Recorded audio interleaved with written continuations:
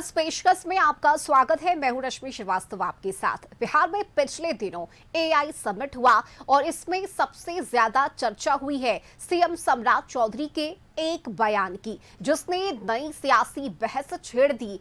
क्या है वो बयान और इस पर क्या प्रतिक्रिया आई है वो हम दिखाएंगे और साथ ही देखेंगे झारखंड की राजधानी रांची में बिजली कटौती कैसे लोगों के लिए परेशानी का सबब बनी हुई है और विपक्ष कैसे साध रहा है सरकार पर निशाना। अगले आधे घंटे तक बने रही हमारे साथ और पहले खबर बिहार में हरे गमछे पर सियासत की।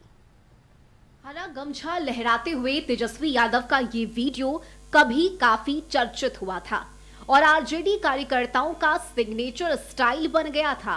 तेजस्वी खुद भी कई बार मंच पर हरे गमछे का मुरेठा बांधे हुए दिखे। हालांकि बाद में आरजेडी ने इससे परहेज कर लिया और कार्यकर्ताओं को हिदायत दी थी कि हरे गमछे का इस्तेमाल ना करें। यही हरा गमछा एक बार फिर चर्चा में आ गया है और अब सीएम सम्राट चौधरी ने इसका जिक्र किया और इसे अपराध से जोड़ दिया। एआई जनरेटेड यदि कोई कैमरा होता है, यदि मान लीजिए पटना में लगभग 4000 सीसीटीवी कैमरा लगा है और यदि एक बार हरे गमछे वाले को पकड़ना है और एक बार खाली कह दीजिए एआई को कि हरा गमछा वाले को खोजिए, तो कितना जल्दी पकड़ा जाएगा? पकड़ा जाएगा कि नहीं पकड़ा जाएगा? तो मैं किसी के तरफ इशारा नहीं कर रहा हूं, लेकिन मेरे लिए अपराधी का जात नहीं है साथियों, ये ध्यान रखिएगा। मेरे पुलिस वाले को मेरी पूरी खुली छूट है।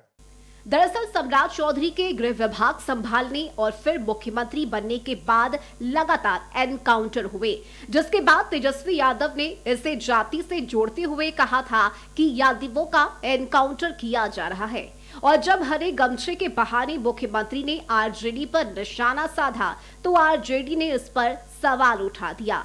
पटना भी एआई कैमरे लगे हुए हैं, राज्य के विभिन्न महानगरों में भी कैमरे लगे हुए हैं। बोल रहे हैं कि वह हरा गमछे को पकड़ने वाले में कितना वक्त लगेगा,